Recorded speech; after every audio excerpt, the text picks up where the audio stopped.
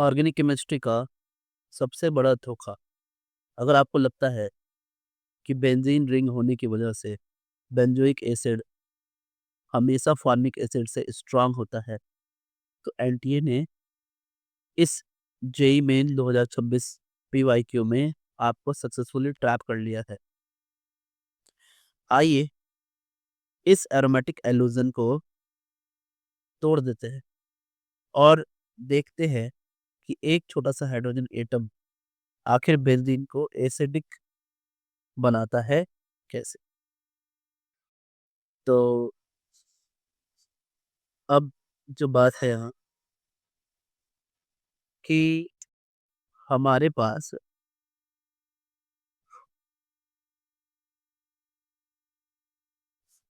ये एक क्वेश्चन है जिसमें 4 रिएक्शंस दिए हुए हैं और उनमें जो प्रोडक्ट्स बनेंगे उनको एसिडिक नेचर में हमें अरेंज करना है।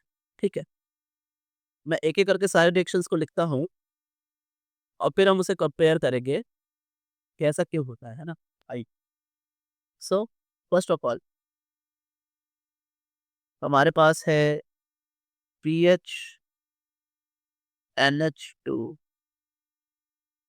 और यहाँ पे 3 चीजें दी हुई है। ये ए के लिए है, पहला है NaNO2 plus HCl less than 5 degree centigrade. दूसरा है CuCN और तीसरा है H3O प्लस। अब इसको एक एक करके डिकोड करते हैं। तो नॉर्मली ये हमारा एनिलीन है और एनिलीन की रिएक्शन होती है NaNO2 के साथ HCl के प्रेजेंस में लेस देन 5 डिग्री सेल्सियस। तो ये जो मैंने यहाँ लिखा है इसको बोलते हैं डायजोटाइजिंग रिएजेंट या इस पूरे प्रोसेस को बोलते हैं डायजोटाइजेशन। ठीक है, तो डायजोटाइजेशन है तो डाइजोनियम सॉल्ट बनेगा यहाँ। ये बन गया हमारा डाइजोनियम सॉल्ट। समझे। अब इस डाइजोनियम सॉल्ट की रिएक्शन हो रही है किसके साथ? CuCN के साथ। अब ये जो रिएक्शन है इसको बोलते हैं सैंडमेयर रिएक्शन, है ना। अब ये सैंडमेयर रिएक्शन से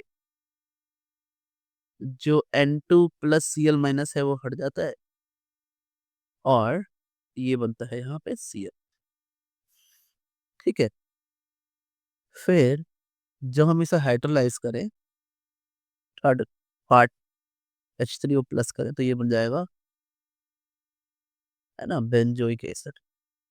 आप सभी को मालूम होगा CN के हाइड्रोलिसिस से कार्बोक्सिलिक एसिड बनता है। तो ये था ए। बी को देखते हैं, बी में क्या है। देखिए बी में हमें दिया हुआ है CH3 CH2 CHO और AgNH3 ट्वाइस और OH माइनस। ये प्लस होता है, थोड़ा सा गर्म भी कर रहे हैं। इस चीज को हम बोलते हैं एमोनिकल। Ag प्लस कॉम्प्लेक्स भी बन रहा है। इसी का एक और नाम है जिसको बोलते हैं टॉलेंस रिएजेंट। और आप सही समझ रहे हैं, ये टॉलेंस टेस्ट है जिसको हम कभी कभी बोलते हैं सिल्वर मिरर टेस्ट। ठीक है, अब इस सिल्वर मिरर टेस्ट से ये बनकर आएगा CH3 CH2 COOH। आगे की बात करते हैं, नेक्स्ट वाले सी को देखते हैं। सी में हमारे पास है CH4 प्लस O2 और यहाँ है मोनिब्लेडम, है ना, ऑक्साइड पहला। और दूसरा है Na2CR2O7H प्लस। अब समझिए CH4 प्लस O2 जो है वो मोलिब्लेडम के साथ बनाएगा CH3OH एल्कोहल। फिर हमने Na2Cr2O7 ले लिया है, तो ये तो स्ट्रॉन्ग ऑक्सीडाइजिंग एजेंट है, तो इससे ये बन जाएगा HCOOH। ठीक है। अब आगे की बात ये है कि हमारे पास डी है, जहां पर कुछ ऐसा दिया हुआ है PH CH2 MgBr plus CO, और इसको थोड़ा सा हाइड्रोलाइज भी किया है उन्होंने H प्लस वाटर के साथ, है ना। फर्स्ट स्टेप में तो नहीं करते, सेकंड स्टेप की बात है। खैर, तो PH CH2MgBr जो है, यहाँ कोवलेंट बॉन्ड मैंने बनाया तो है, लेकिन वो बहुत हाईली पोलराइज्ड होता है। अगर एक्चुअल बात आपको बताऊं तो उसको हटा करके यहाँ लिख दीजिए माइनस और यहाँ लिख दीजिए प्लस। हाँ, हाईली पोलराइज होता है ये वाला बॉन्ड। कोवलेंट तो होता है, बट ये बॉन्ड हाईली पोलराइज्ड होता है ना। आपने ग्रिग्नार्ड एजेंट पढ़ा होगा, ग्रिग्नार्ड एजेंट ही है ये, वहाँ ये बात पढ़ी होगी आप।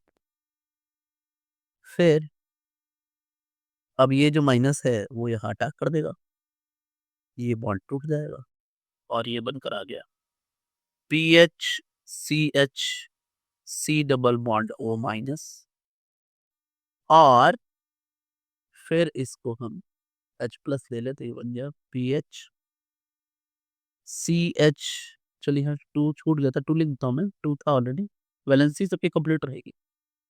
सो PHCH2COOH। तो अब समझिए कि हमारे पास क्या क्या है, ए है, बी है, सी है, डी है। ए में है हमारे पास, है ना, ये बेंजोइक एसिड है। बी में है हमारे पास CH3CH2COOH। सी में है हमारे पास HCOOH। और डी में है हमारे पास PHCH2COOH।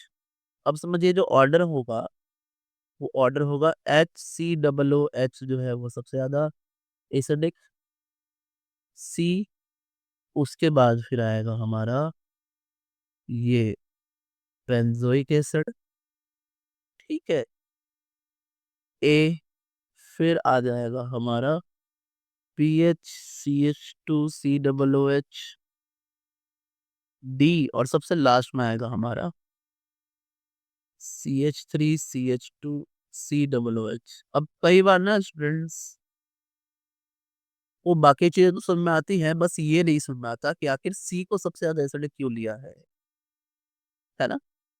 सी को सबसे ज्यादा एसिडिक क्यों लिया है। तो अब क्या होता है ना, कुछ एक्सपेरिमेंटल चीजें होती हैं, और एनसीईआरटी जब आप पढ़ेंगे तो वहां पे डेटा दिया हुआ है पीके का, सभी के पीके का वैल्यूज दिया हुआ है, और वो वैल्यूज को जब आप चेक करेंगे तो आपको समझ में आएगा कि जो हमारा फॉर्मिक एसिड है वो ज्यादा एसिडिक है बेंजोइक एसिड से। ठीक है, एनसीईआरटी के अकॉर्डिंग ये बात हो रही है, क्योंकि एनटी एग्जाम में तो एनसीईआरटी तो के हिसाब से बात होती है। तो इससे आंसर है CADD।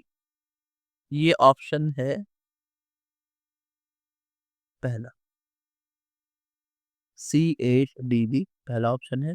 First is our answer, है ना। So answer is a, answer is a. अगर स्टूडेंट्स फिर भी आपको लगता है कि ये डिस्कस करने की ज़रूरत है कि कैसे फॉर्मिक एसिड और बेंजोइक एसिड का एसिडिटी हमें और डिटेल में जानना है, तो आप कमेंट करिए, मैं एक सेपरेट इस वीडियो उसके लिए बना दूँगा कि फॉर्मिक एसिड और बेंजोइक एसिड का एसिडिटी कैसे, है ना? फॉर्मिक एसिड का ज़्यादा होता है। So thanks and subscribe for more.